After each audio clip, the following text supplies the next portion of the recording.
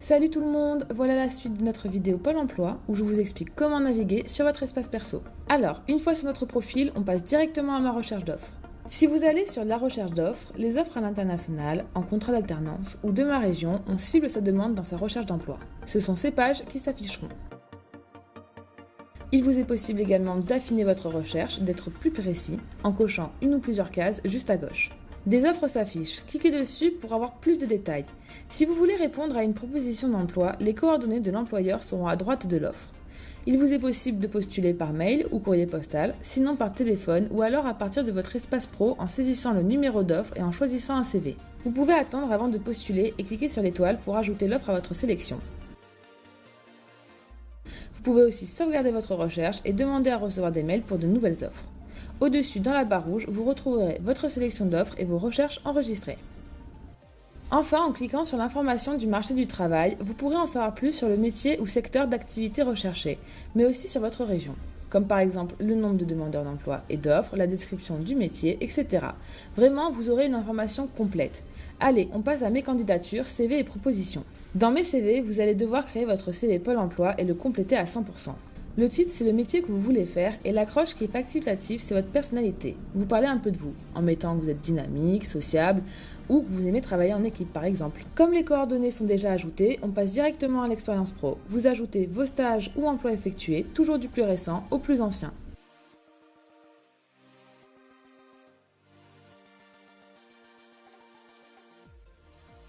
Pour les compétences, vous pouvez aller dans Fiche métier Pôle emploi. Une fois que vous avez recherché votre métier, cliquez sur Voir la fiche. Dans Compétences, copiez-coller les savoirs acquis.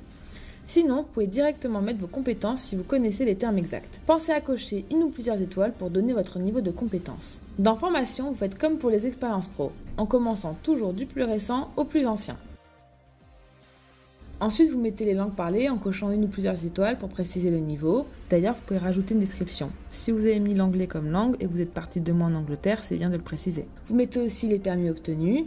Et pour les centres d'intérêt, vous mettez ce que vous aimez faire, comme par exemple le voyage, le sport, la lecture, etc. Il vous est possible de joindre un CV en cliquant dans CV joint. Enfin, vous pouvez choisir la mise en page de votre CV. Voilà, votre CV est complété à 100%, enregistré et quitté, sans oublier de préciser si vous voulez publier immédiatement ou non votre CV. Une fois que vous avez terminé, vous pourrez modifier, transférer, supprimer ou encore imprimer votre CV.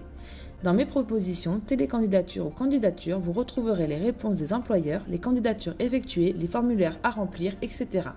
Passons à ma demande d'inscription ou suivi d'inscription pour ceux qui sont déjà inscrits. Alors ceux qui ne sont pas inscrits, vous pourrez terminer ou visualiser votre demande d'inscription et estimer vos allocations. Pour ceux qui sont inscrits, il vous sera possible de visualiser votre parcours, votre calendrier d'actualisation et de vos paiements, obtenir vos attestations, signaler un changement de situation ou voir les pièces justificatives à fournir.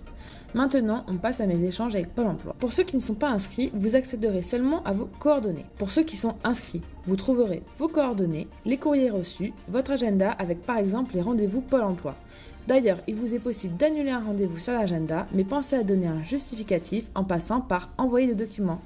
Allez, on passe à la suite. Dans ma formation Mon accompagnement, vous pourrez faire des recherches pour trouver une formation.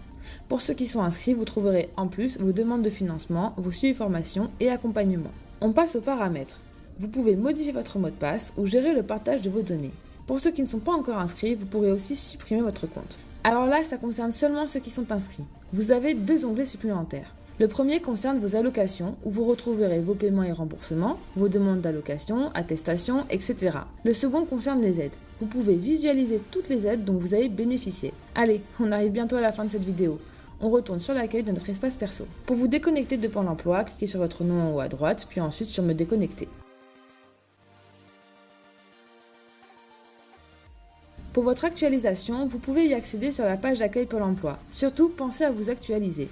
Si Pôle emploi vous le demande, c'est que c'est forcément important. Enfin, il faut savoir qu'il est possible de télécharger l'application Pôle emploi sur votre tablette ou smartphone. Voilà, cette vidéo est terminée. Pour plus de renseignements ou pour de l'aide dans vos démarches, n'hésitez pas à venir à la mission locale des jeunes Toulonnais dans notre atelier multimédia où des animatrices seront là pour vous aider. Bye bye!